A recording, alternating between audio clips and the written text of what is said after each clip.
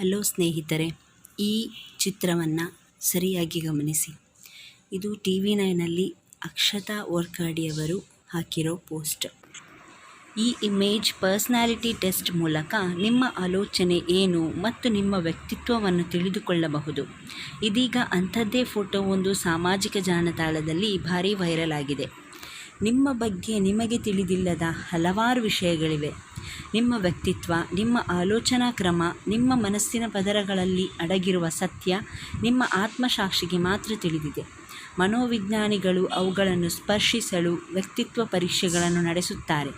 ಇದಕ್ಕಾಗಿ ಅವರು ವಿವಿಧ ತಂತ್ರಗಳನ್ನು ಬಳಸುತ್ತಾರೆ. ಅವುಗಳಲ್ಲಿ ಒಂದು ಇಮೇಜ್ ಪರ್ಸ್ನಾಲಿಟಿ ಟೆಸ್ಟ್. ಈ ಇಮೇಜ್ ಪರ್ಸ್ನಾಲಿಟಿ ಟೆಸ್ಟ್ ಮೂಲಕ ನಿಮ್ಮ ಆಲೋಚನೆ ಏನು ಮತ್ತು ನಿಮ್ಮ ವ್ಯಕ್ತಿತ್ವವನ್ನು ತಿಳಿದುಕೊಳ್ಳಬಹುದು. ಇದೀಗ ಅಂಥದ್ದೇ ಫೋಟೋ ಒಂದು ಸಾಮಾಜಿಕ ಜಾಲತಾಣದಲ್ಲಿ ಭಾರೀ ವೈರಲ್ ಆಗಿದೆ.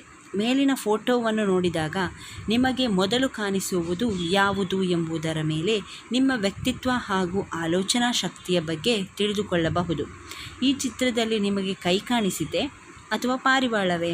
ಚಿತ್ರದಲ್ಲಿ ಕೈ ಆಕಾರ ಕಾಣಿಸಿದರೆ ನೀವು ಕೈ ಆಕಾರವನ್ನು ನೋಡಿದರೆ ನಿಮಗೆ ತುಂಬ ಅಭದ್ರತೆ ಇದೆ ಎಂದು ಅರ್ಥ. ನೀವು ಎಲ್ಲೆಡೆ ಅಸುರಕ್ಷಿತರಾಗಿದ್ದೀರಿ.